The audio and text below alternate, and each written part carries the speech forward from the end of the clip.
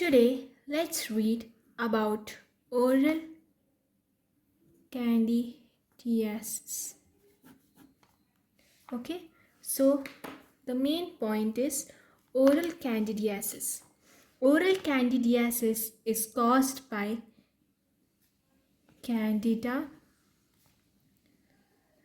albicans. So this is the fungus, which causes candidiasis. Usually, candidiasis is an infection of skin, mucosa, and internal organs.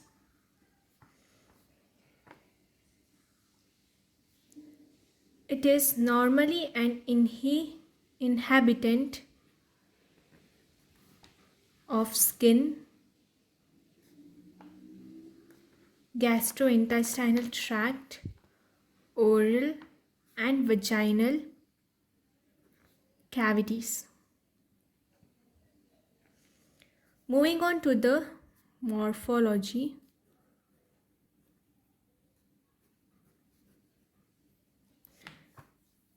These are ovoid or spherical budding yeast cells. Okay, now we'll move on to the pathogenesis. When you look into the pathogenesis, the first one is candidiasis. It is an endogenous infection. Second, it is predisposing factors like mostly seen is diabetes, immunodeficient persons, malignancy, etc. Next, lesions. These lesions are very important. They are again subdivided into mucocutaneous lesions. In mucocutaneous lesions, it again divided into oral thrush, vulvovaginitis, conjunctivitis, and keratitis. Next, skin and nail infections. In skin and nail infections, you can see the skin infections such as mostly seen in groin areas. In nails, when you see the nails, infections of the nail webs, and you can see the folds in the fingers when you put your hand in the water for a long time. There you can see some folds, no? That folds also frequently occur in the skin infections. Next, moving on to the third one, that is systemic candidiasis.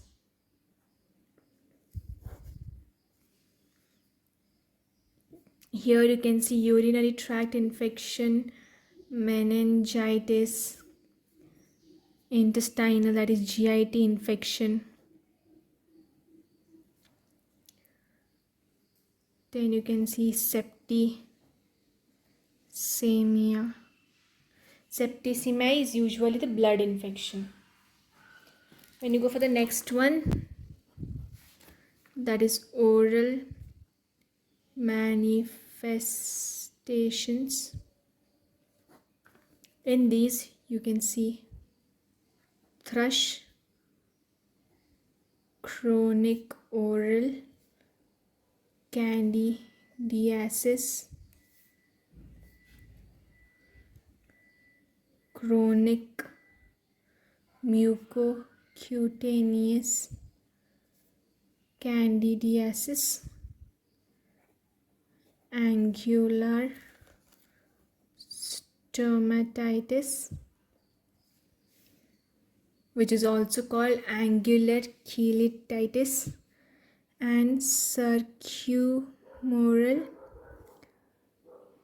candidal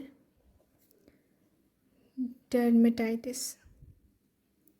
So these are usually found in the oral cavity. Now the first one is thrush.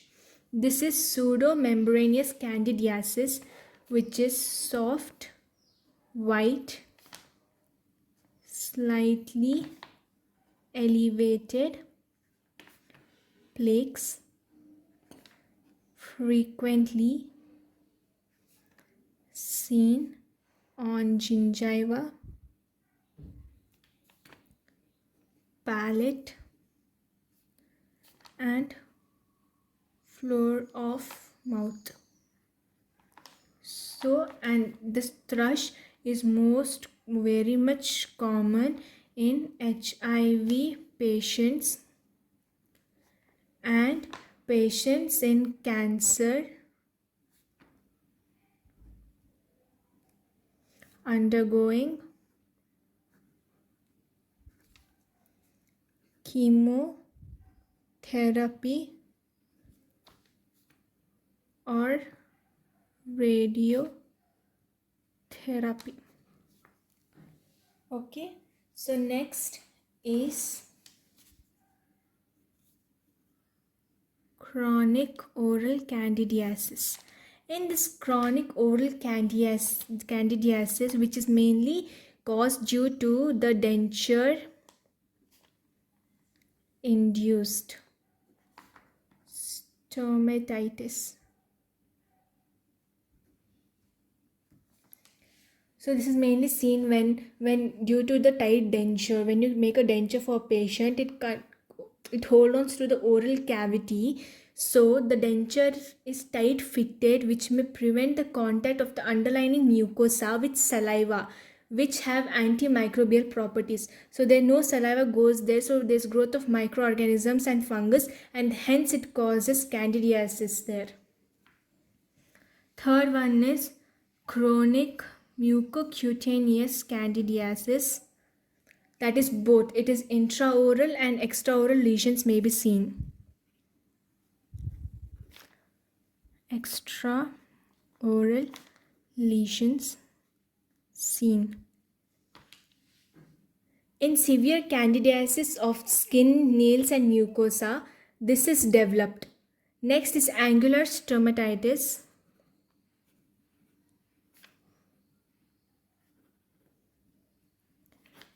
In angular stomatitis, the lesions are present on the lip and are more common in immunocompromised individuals. Like these are seen around mostly on lips, the lesions. Next one is circumoral candidal dermatitis.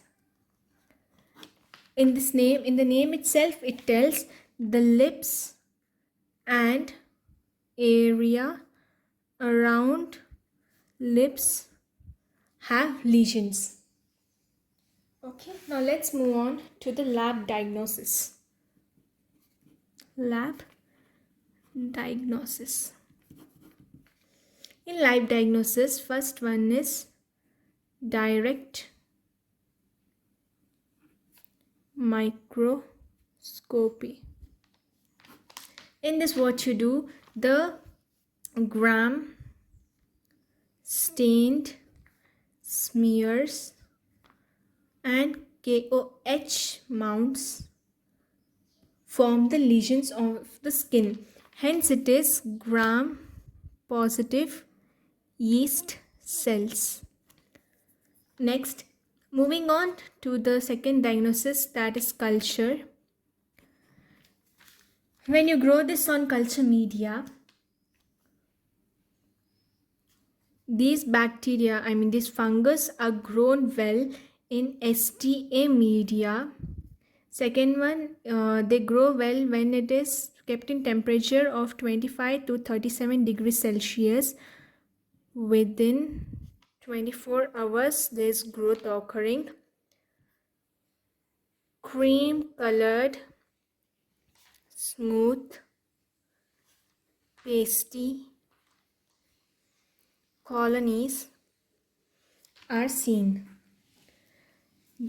And as I have mentioned, this hence shows gram positive yeast cells. The next one is identification.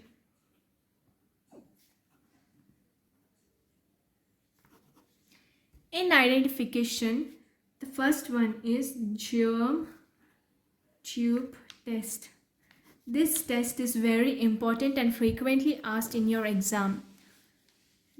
What happens here is these fungus, that Candidiasis has an ability to form germ tubes within 2 hours. Within 2 hours, you can see the formation of germ tubes there.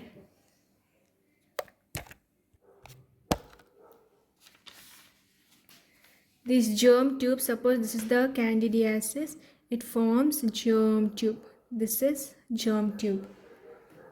Okay. Next, chlamydospores. These develop in nutritionally deficient medium such as cornmeal, agar at 20 degrees Celsius.